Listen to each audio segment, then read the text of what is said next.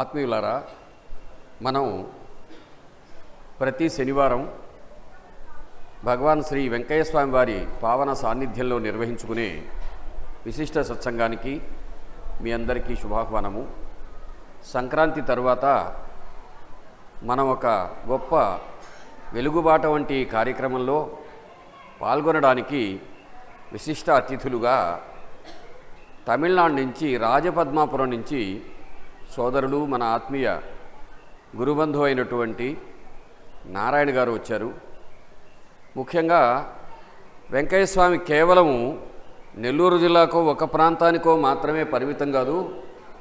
ఆయన దక్షిణ భారతదేశంలో మద్రాసే కాకుండా అక్కడ కూడా గొలగమూడి లాంటి వెనకబడిన ప్రదేశాలు ఎక్కడైతే ఉన్నాయో అక్కడ కూడా తమ తపో పునీతం చేశారు. తపస్సుతో అక్కడి భక్తులను, ఆ గ్రామాలను, వాటిని ఎంతగా ఆయన సుసంపన్నం చేశారో తెలియజేసే గొప్ప విషయాలు ఆవిష్కరింపజేసిన మహనీయమూర్తుల కుటుంబాలకు చెందినవారు ఈరోజు ఇక్కడికి రావటం విశేషం.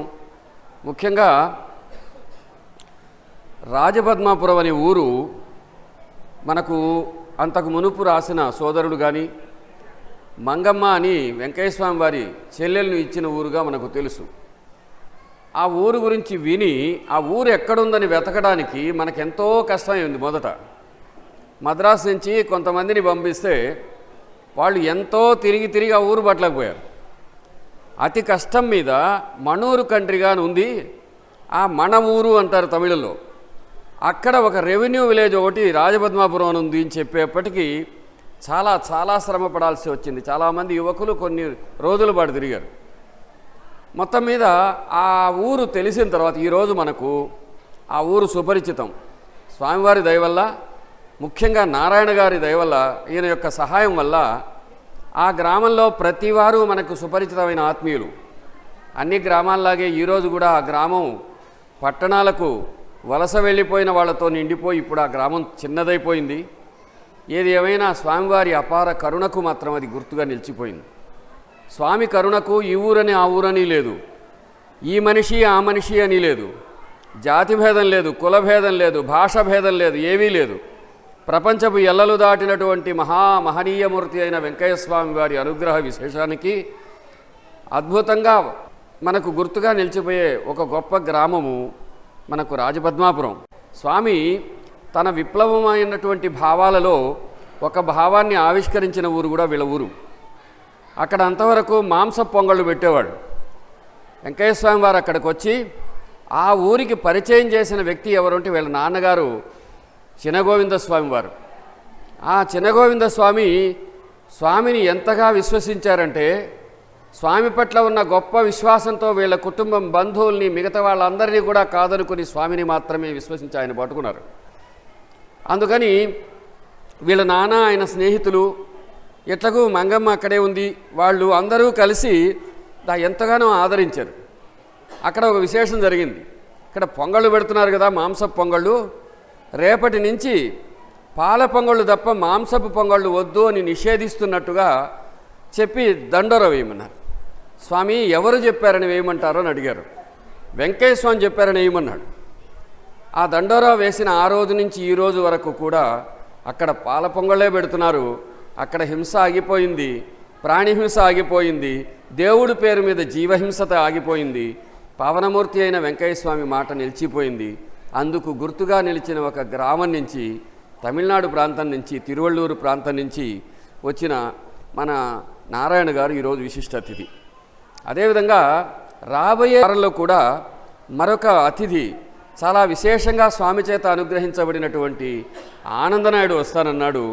ఆయన కూడా మనకెంతో ఇన్ఫర్మేషన్ని చెప్పగలుగుతారు. సోదరులారా, ఈ సత్సంగము ఒక మంచి ప్రయత్నం, మహానుభావుల దివ్య చరిత్రలలో అరుదైన ప్రయత్నం. గొప్ప గొప్ప అంశాలలో మనం కొన్నిసార్లు ఎట్లా పాల్గొన్నామో మనకు తెలియకపోవచ్చు. దాని విలువ మాత్రం ఎప్పుడూ వన్నే చిన్నే తగ్గవు. ఎట్లా అంటే ఒక మహనీయమూర్తి అక్కడ సమాధినిష్ఠుడై ఉన్నాడు. ఆయన 1982 వరకు దేహంతో ఉన్నాడు. ఇప్పుడు ఆ తర్వాత విశ్వవ్యాప్తంగా చిన్మయంగా మహాపురుషుడై ఋషి అయి ఉన్నాడు. భారతదేశము ఋషుల నిలయం. అటువంటి ఋషులు దేహం పోయిన తర్వాత కూడా ఉండి భక్తులను కాపాడగలరు, ఆశ్రితులను కాపాడగలడు, తనను ఎవరైతే ఆయన బాటను, ఆయన మాటను, ఆయన మార్గాన్ని అనుసరిస్తారో వాళ్ళని కాపాడగలడానికి రుజువుగానే ఇక్కడ ఈ గొలగమూడి పావనక్షేత్రంగా అభివృద్ధి చెందుతున్న కాలంలో మనం ఇక్కడికి వచ్చాం. స్వామిని చూసి, స్వామితో మాట్లాడి, ఒక గొప్ప అనుభూతులు పొంది, ఆ మహత్తరమైన దివ్యానుభవాలను వాళ్లే స్వయంగా పంచుకోవటం అనే గొప్ప ప్రయోగం ఇక్కడ ఈ విశిష్ట సత్సంగంలో జరుగుతోంది. ఇది కేవలం స్వామివారి దయ వల్ల, ఆ సహకరిస్తున్న సోదరుల అపార కరుణ వల్ల, వాళ్ళందరి సహకారం వల్ల, ఎంతోమంది దయామయుల యొక్క ప్రత్యక్ష పరోక్ష ఉపకారాల వల్ల జరుగుతున్న మహత్తర కార్యక్రమం ఇది. ముఖ్యంగా వీడియోగ్రఫైజ్ చేసి, ఈ సౌండ్స్ రికార్డ్ చేసి, వీటిని మనం ఇంటర్నెట్లో పెట్టి, మనకు ఇప్పుడుండేటువంటి ప్రపంచవ్యాప్తంగా ఉండే భక్తులకు, స్వామి భక్తులకే కాకుండా ఆధ్యాత్మికత నిజమని చాటి చెప్పడానికి వీలుగా ప్రపంచవ్యాప్తంగా ఎక్కడెక్కడ ఉండే వాళ్ళకు కూడా, భావితరాలకు కూడా నిలిచేటట్టుగా మనం ఈ ప్రయత్నం చేస్తున్నాం. ఇందులో ఎంతోమంది యువతీ యువకులు ప్రత్యక్షంగా పరోక్షంగా సహకరించినందువల్ల ఈ పని జరుగుతోంది. అందుచేత ఇది గొప్ప ప్రయత్నం ఇది. కాబట్టి ఎవరు మీరు గొలగమూడికి వస్తున్నా వాళ్ళకి చెప్పండి, శనివారం సాయంకాలం 5 గంటలకు విశిష్ట సత్సంగం జరుగుతుంది. అదేవిధంగా అవకాశం ఉన్నప్పుడు ఆ గంట అక్కడ కూర్చొని స్వామి గురించి ప్రత్యక్షానుభవాలు పొందినటువంటి వాళ్ళ ద్వారా వాళ్ళ మాటలలోనే వినదాం, దాన్ని వివరణ, విశ్లేషణ, విపులీకరణ చెప్పుకుందాం. అందుకని ఇక్కడికి రావడం ఎంత ఉన్నతమో, దాంతోపాటు ఇక్కడ పాల్గొని ఈ గొప్ప విషయాలు స్వయంగా వినడం ఒక అమృతోపమానమైనటువంటి అదృష్టం. కాబట్టి ప్రతి వారికి మేము శుభాహ్వానం పలుకుతున్నాం. భూమి విశాలమైంది, విస్తారమైంది కనుక అందరికీ మేము చెప్పడం సాధ్యంగా కనుక మీరందరూ కూడా అవకాశం ఉన్న వారందరూ తెలిసిన వాళ్ళకి చెప్పండి. ఇప్పుడు వచ్చిన మన ఈ విశిష్ట అతిథి గురించి మా అమ్మాయి ఇందిరమ్మ గారు వివరిస్తారు. అవధరించండి. అందరికీ నమస్కారం. ఈరోజు మన విశిష్ట సత్సంగానికి విచ్చేసి ఉన్నారు. రాజపద్మాపురం నుంచి వచ్చారు. వీరి తండ్రి పెంచలనేని చిన్నగోవింద స్వామి యొక్క అనన్యమైన భక్తుడు. వీరి పేరు పెంచలనేని నారాయణ గారు. ఇప్పుడు మనకి వారి తండ్రి గారి గురించి, తన గురించి మనకి స్వామితో ఉన్న అనుబంధాన్ని వివరించడానికి వచ్చారు. వీరు తమిళనాడు స్టేట్లోని తిరువళ్ళూరు జిల్లా దగ్గర నుంచి 15 కిలోమీటర్ల దూరంలో ఈ మణవూరు కండ్రిగా రాజపద్మాపురం అనే గ్రామం నుంచి వీరు పెంచలనేని నారాయణ గారు విచ్చేసి ఉన్నారు. వీరు చిన్నతనం నుంచి 5-6 సంవత్సరాల వయసు నుంచే స్వామిని చూసినవారు. వీరి తండ్రి స్వామిని తీసుకెళ్ళినప్పుడు స్వామి 2-3 నెలల పాటు రాజపద్మాపురంలో ఉండేవారు. ఆ విధంగా స్వామితో ఎక్కువ అనుబంధం కలిగిన వారు నారాయణ గారు. 5-6 సంవత్సరాల నుంచి ఉండటం వల్ల స్వామి దగ్గర ఎంతో చనువు, ఆత్మీయత, ప్రేమ పొందినవారు. స్వామి చేతి ప్రసాదాన్ని స్వీకరించి స్వామితో ఎంతో ప్రేమను పొంది ఆనందంగా ఉన్నామని చెప్పినవారు. మనం 2011వ సంవత్సరం రాజపద్మాపురం రీసెర్చ్కి వెళ్ళినప్పుడు మనకి స్వామి భక్తుల్ని కలపడానికి వీరు మనకి ఎంతో సహకరించారు. 2 days మనతోటే ఉండి అందరినీ తిరువళ్ళూరు, రాజపద్మాపురం, ఆ చుట్టుపక్కల కుత్తుంబాకం అన్ని గ్రామాల్లో దగ్గరుండి మనల్ని అందరినీ స్వామి భక్తులను కలిపి స్వామివారు వారికి రాసిచ్చిన చీటీలు అవన్నీ మనకి ఇప్పించడానికి వీరు ప్రధాన వ్యక్తులు. రాజపద్మాపురం పక్కన రీసెర్చ్ అని అంటేనే స్వామి పెంచలనేని నారాయణ గారు, పెంచలనేని చిన్నగోవింద స్వామి వారి కుటుంబమే మనకి గుర్తొస్తుంది. వీరి పూర్వీకులది పెంచలకోన అని వీరు చెప్పారు. అప్పుడు మణవూరు కండ్రిగలో మా పూర్వీకులు స్థిరపడ్డారు అని చెప్పారు. నాగల వెల్లటూరుకి రాజపద్మాపురంకి చాలా అనుబంధం ఉంది. స్వామివారి చెల్లెల్ని ఇవ్వటం ద్వారాను స్వామి మొదటగా చెల్లెల్ని అత్తగారింటికి తీసుకెళ్ళినప్పుడు రాజపద్మాపురం వెళ్ళారని మనకు రీసెర్చ్లో తెలిసింది. రాజపద్మాపురంలో స్వామి లక్ష్మీ నరసింహస్వామి గుడిలో విగ్రహ ప్రతిష్ఠ చేశారని, అక్కడ గ్రామదేవత బంగారమ్మ తల్లి మాంసాహారం పశుబలులు ఇస్తుంటే ఆపించి వేలూరు సుబ్రహ్మణ్యం గారు, పెంచలనేని చిన్నగోవింద స్వామి వారు స్వామి పేరు మీద అక్కడ దండోర వేయించి అక్కడ పాల పొంగళ్ళు పెట్టించడానికి ఎంతో సహకరించారు. రాజపద్మాపురంలో స్వామివారు బంధువులు అంటే ఈ సోంపల్లి, కూచి, కొరకూటి వీరి కుటుంబాల వారు చాలామంది అక్కడ ఉండటం వల్ల ఇక్కడ నాగల వెల్లటూరు వారికి, రాజపద్మాపురం వారికి ఎంతో అనుబంధం కూడా ఉంది. ఈ విధంగా వీరికి స్వామితో చాలా ముఖ్యమైన అనుబంధం ఉంది. వారి మాటల్లోనే మనం ఇప్పుడు వారు పొందిన లీలను మనం తెలుసుకుందాం. పెంచలనేని నారాయణ గారిని వేదికను అలంకరించవలసిందిగా కోరుతున్నాం. మా నాయన వచ్చి మొదట స్వామి వస్తాడని చెప్తే, మా ఊరికి వస్తాడంటే అందరి ఇళ్ళల్లో తలకలు పోసుకొని ఇల్లు శుభ్రం చేసుకొని శుద్ధంగా ఉంటారు. నేను చిన్న పశువుని, స్వామి వస్తాడంటే మన ఇంట్లో ఒలిగి పూసుకోవాలి. 4 గంటలు లేపేసాను మా అమ్మ. నేను బాగా నిద్రపోయేవాడిని 8 వరకు. నేను స్వామి వస్తాడంటే 4 గంటలు లేచి మీరు నాకు ఒలిగిలు పోస్తారే తలకలు పోస్తారనేసి అంటే అప్పటికి నాకేం చేస్తారంటే నాకు కొత్త సొక్కాయ అంటే నిండా ఇష్టం. దినం ఒక సొక్కాయ వేస్తాడే వేసుకుంటున్నాం. మా అమ్మ ఏం చేస్తున్నా లేదు నాయన కొత్త సొక్కాయ తెచ్చిస్తున్నాడు నీకు, దానివల్ల కొత్త సొక్కాయ వేసుకొనేసి అనేది. ఎందుకంటే సరే నువ్వు బిన్నె తలకు పోసుకునేసి కొత్త చొక్కా వేసుకునేది వెళ్ళేది. మళ్ళీ స్వామి వస్తాడంటే దాంతో నాకు ఒక అఫెక్షన్ ఏమంటే మా నాయన మా అమ్మ నేను ఒకే కొడుకును బయట వదలరు, ఇంట్లోనే వేసి బేగం వేసేస్తారు. ఒక మనిషిని కాపుదలు వేరే. స్వామి వస్తాడంటే ఇచ్చిపెట్టేస్తారు. సాయంత్రం కూడా పోయి బాగా ఆటలాడుకుంటున్నాం. నేను పశువుని ఇప్పుడు అంటే కూడా నేను తప్పు చెప్పలే. స్వామి కాడికి పోవాలంటే కూడా మళ్ళా అప్పుడు స్వామి దగ్గరికి పోవాలంటే నేను పశువుని. పక్కనుండే సిబ్బందులంతా ఏం చేస్తారో ఇచ్చిపెట్టేస్తారు. నేను పశువుని టవల్ కట్టుకొని సాధారణంగా ఉంటున్నాయి ఇచ్చిపెట్టేస్తారు. స్వామితో కూడా ఆడుతున్నాయి ఇట్ట ఉండేవాడిని నేను. అంటే స్వామి వచ్చి ఇంత మాత్రం అనేది నాకు నిజంగా తెలియదు. ఏదో సర్వసాధారణంగా తెలుసుకున్నాను. స్వామి ఒక మగత్వం తెలియదు.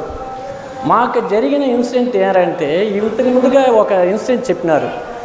మాంసం ఎందుకురా వచ్చి చేయకూడదు ఆ గుడికాడ అనేసి అంటే బంగారం అనేసి మా ఊరిలో ఒక కులదేవుడు. ఆ కులదేవుడు వచ్చి హైట్గా పెరుగుతూ ఉండింది ఒక కాలంలో. పెరిగేటప్పుడు దాన్ని కొట్టేసినారు. కొట్టేసే లోపల సగం నిలిచిపోయి వాళ్ళ ఇంట్లో పోయి నెత్తిగక్కి చచ్చిపోయినారు. అప్పుడు స్వామి దగ్గర వచ్చి అడిగినారు, స్వామి మారిగా బంగారం గుడి పైన ఎదిగింది కొట్టేసినారు మరి చచ్చిపోయినారు అనేసి అంటే బంగారమ్మ వచ్చి ఇక్కడ వచ్చి మీరు నరబలి ఇస్తూ ఉంటారు, ఇదే కోడి అంత నరకతా చేస్తూ ఉంటారు. ఆమె వచ్చి కోపం చేసుకొని మన ఊరి చెరువు కట్ట అంటారు ఏరికర అక్కడికి కోపం చేసుకొని కూర్చుంది. ఆడ పోయి పిలుచుకొని రావాలా అనేసి స్వామి పోయినాడు. ఆడ పోయేసి నాకు బాగా తెలిసిన అప్పుడు గుర్తొచ్చి నాకు జరిగింది ఇన్సిడెంట్. అనాకేమైందంటే రామా పోతా ఇంటికి రామా పోతా ఎన్ని చేరు రామా పోతా అనేసి సాధారణంగా పిలిచినాడు. మేమేదో అనుకున్నాం పోయినాం వచ్చినాం. అనాకి వచ్చినాక మా నాయన దగ్గర చెప్పి నాకు తండ్రి రాయించినారు. అక్కడ ఇది చేయకూడదని చెప్పేసి ఆ ఇన్సిడెంట్ దానికోసం అది చేయకూడదనింది స్వామి చెప్పి. 1955లో మా నాయనకి వచ్చి ఇండస్ట్రీస్ ఆరంభిపోతావు నువ్వు, ఇండస్ట్రీలు ఆరంభియొద్దని చెప్పినాడు. 1955 మా నాయన 62లో స్వామి చెప్పిన దాన్ని కనుక్కోకుండా ఆరంభించినాడు. హెవీ లాస్ అంటే ఇంతంతా చెప్పేది నీ మాల్లో ఫస్ట్ ఇన్సిడెంట్ మా లైఫ్లో టర్నింగ్ పాయింట్. సెకండ్ వచ్చి నాకు దాన్ని వివరంగా చెప్పండి. 1955లో మీ లాస్ వచ్చిందే దాని గురించి. కంపెనీ వచ్చి టాటా ఐరన్ స్టీల్ కంపెనీ ఆరంభించినాడు మా నాయన. 55లో ఆరంభియొద్దని చెప్పినాడు. 62లో మా నాయన ఆరంభించినాడు. ఆరంభిస్తే అది ఎట్ట లాస్ అయిందంటే ఎంఏ త్యాగరాజన్ అనేసి కామరాజర్ సీఎంగా ఉండేవాడు. సీఎం పిఏగా ఒక ఆయన దగ్గర వచ్చి టాటా ఐరన్ స్టీల్ జామ్షెడ్పూర్ దీంతో టాటా ఐరన్ స్టీల్ దీన్ని తీసుకొని రావాలనేసి ఆయన పోయినాడు. పోయినప్పుడు ఆయన ఏం చేసినాడంటే ఆయన ఫ్రెండ్ ఒకరు ఆయన హెల్ప్ చేయమని చెప్తే హెల్ప్ చేయలేదని ఆయన సూసైడ్ ఇచ్చి పార్క్ టౌన్లో సెంట్రల్లో ఆయన్ని సూసైడ్ చేసేసినారు. అలాగే ఆ డబ్బులు మొత్తం పూసింది. ఆ సంభవాన్ని స్వామి 55లోనే చెప్తాడు ఆరంభిబాక అని చెప్పేసి. ఆరంభించిన వల్ల 62లో లాస్. ఇది ఒక గొప్ప సంఘటన. ఇది వీళ్ళ నాన్న చిన్నగోవింద స్వామి వారు ఇండస్ట్రీస్ డిపార్ట్మెంట్లో పనిచేసేవారు కనుక ఆయన ఏం చేశారు, ఒక వ్యాపారంలో ఇదిగో స్వామి నేను ఈ విధంగా ఒక పని చేయదలుచుకున్నాను అని అడిగారు ఆయన. నాన్న టాటా స్టీల్స్ అంటే టాటా స్టీల్ ఇది ఉంది కదా జంషెడ్పూర్లో ఉంది, వాళ్ళ ఏజెన్సీ తీసుకున్నట్టయితే దాని ద్వారా వీళ్ళకి బాగా వ్యాపారంలో ఆదాయం వస్తుంది అనేది మామూలుగా రాదు, ఆ రోజుల్లో చాలా కష్టం అని వెంకయ్య స్వామిని 1955లో అడిగాడు. అంటే మళ్ళీ చాలామంది అప్పటికి పుట్టుండం. అడిగినప్పుడు స్వామి ఏమన్నారంటే వద్దయ్యా నష్టం వస్తుంది అన్నారు. చాలా తక్కువ మాటలు మాట్లాడతారు ఆయన. వద్దయ్యా నష్టం వస్తుంది అన్నారు. సరే అప్పటికి ఊరుకున్నారు. మానవ సహజమైన భావాలు ఎలా ఉంటాయి, దాంట్లో ఎదురుగా ఆదాయం కనిపిస్తూ ఉంటుంది, దాన్ని కాదనుకోవడం తెలివిగా కనిపించదు. అందుకని ఏం చేశారంటే ఆయన 1962లో మానవ సహజమైన అన్ని జాగ్రత్తలు తీసుకున్నారు. ఇప్పుడు వారు చెప్పినట్టు ఒక ముఖ్యమంత్రికి ఆత్మీయుడిగా ఉండే వ్యక్తిని పట్టుకున్నారు. ఆయన పేరు త్యాగరాజన్. ఆయన కామరాజర్ పిఏ అంటే ఆ రోజుల్లో కామరాజ్ అంటే ప్రధానమంత్రి నియమించిన అంత గొప్ప ఆయన. అందుకని ఆయన త్యాగరాజన్ అనే వ్యక్తికి 30,000 రూపాయలు ఇచ్చారు.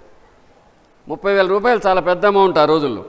అతను ఏం చేశాడు, జంషెడ్పూర్ పోయి ఆ పర్మిషన్ తీసుకొని వస్తూ ఉంటే దారిలో అతని స్నేహితుడు అతన్ని హత్య చేశాడు. అతను చనిపోయాడు. వీళ్ళకి రావలసిన నోటి దాకా వచ్చిన ఆహారం పోయినట్టు అయిపోయింది. డబ్బుకు డబ్బు పోయింది, మనసుకు వ్యధ తయారైపోయింది. అతి తీవ్రంగా మనోవ్యధతో కష్టంతో స్వామిని ఆశ్రయించారు. మిత్రులారా, నారాయణ గారు చెప్తుంటే నేను ఎందుకు అడ్డం వచ్చి మధ్యలో ఇది చెప్తున్నానంటే, స్వామి సమాధానం మనందరికీ మేలు చేయాలని కోరిక.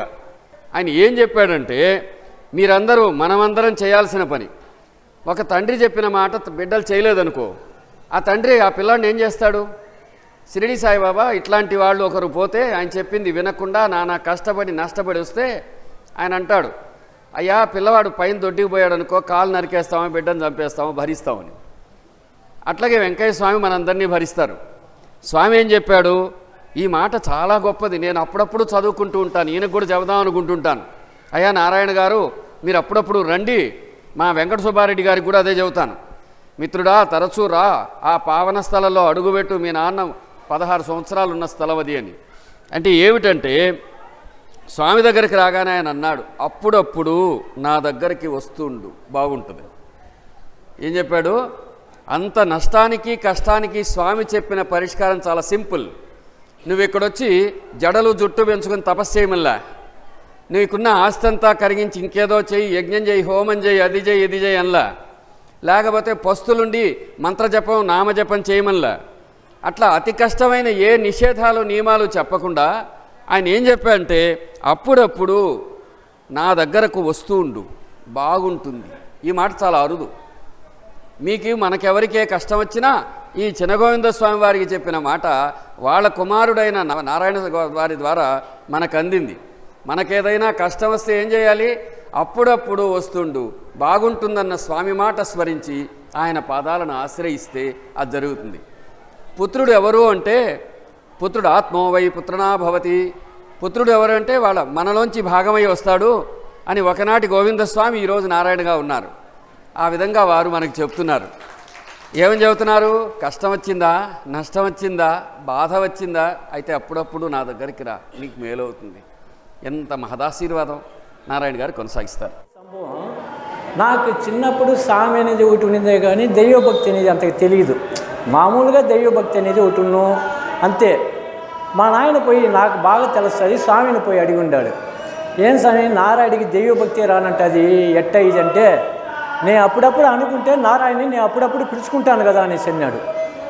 నాకు కొంచెం ఎదగను అని నాయన స్వామి వచ్చేటప్పుడంతా కొంచెం నిజంగానే భక్తి కొంచెం జాస్తి వచ్చింది. స్వామి వచ్చేటప్పటికి కొంచెం చిడిచిడని పోయి ఏదన్నా అడుగుతున్నాను, స్వామి తింటా ఉంటే కూడా తినేస్తున్నాను, ఆగు పెట్టుకుంటే గబాలను పెరికేస్తున్నాయి, ఆయన తంబుర ఆశిస్తూ ఉంటే దాన్ని పెరికేస్తున్నాను. నాకు నిండా అది నాకే బాగా తెలిసినాకనే ఆ పనులు చేస్తూ ఉంటున్నాను. ఆయన ఏదైనా చెప్తా ఉంటారు, రాస్తూ ఉంటారు. అయితే ఎవరు పక్కన నన్ను అడ్డగించారంటే నేను పెద్ద ఇది అని కాదు, చిన్న పిల్లోడు అనే దానివల్ల అంటే అలాగే నన్ను అప్పుడప్పుడు పిలుచుకుంటా ఉన్నాడు. అదే మరి ఇప్పటి వరకు నేను ఇప్పటికి రాలా, ఇంతకు ముందుగా నేను ఇక్కడికి వచ్చేటప్పుడు మొదట వచ్చేటప్పుడు ఈ గుళ్ళంతా లేదు, సర్వసాధారణంగా ఉన్ను. నేను ఆయన సమాధి అయినాక నాయనతో కూడా వచ్చినా అనాక వచ్చేటప్పుడు నేను ఒకటి అనుకుంటా ఉన్నా, ఈ స్వామిని గురించి అంతా మన పన్ను బాధలంతా ఎట్ట వీళ్ళకి మీతోళ్ళకి ఎట్ట చెప్పబోతామో ఏం చేయబోతామో అనేసి నేను నిజంగానే కష్టపడిన కాలాలు కూడా ఉన్నాయి. అంటే ఈ పొద్దు నాకు ఒకే ఒక సంతోషం ఏమంటే, నన్ను గురించి మీరు విమర్శనం చేయాలనే దానికోసం సత్యంగా నేను చెప్పలేదు, నేను ఎలక్షన్లో నిలవలేదు, ఓటేమని కాదు. అంటే మీరు ఆ బాధలు పడకూడదు అనే దానికోసం ఈ పొద్దు వచ్చి ఈయన వల్ల నాకు వచ్చి ఇది ఒక పెద్ద పుణ్యం దొరికింది. అది ఆయనకి దా చేరును.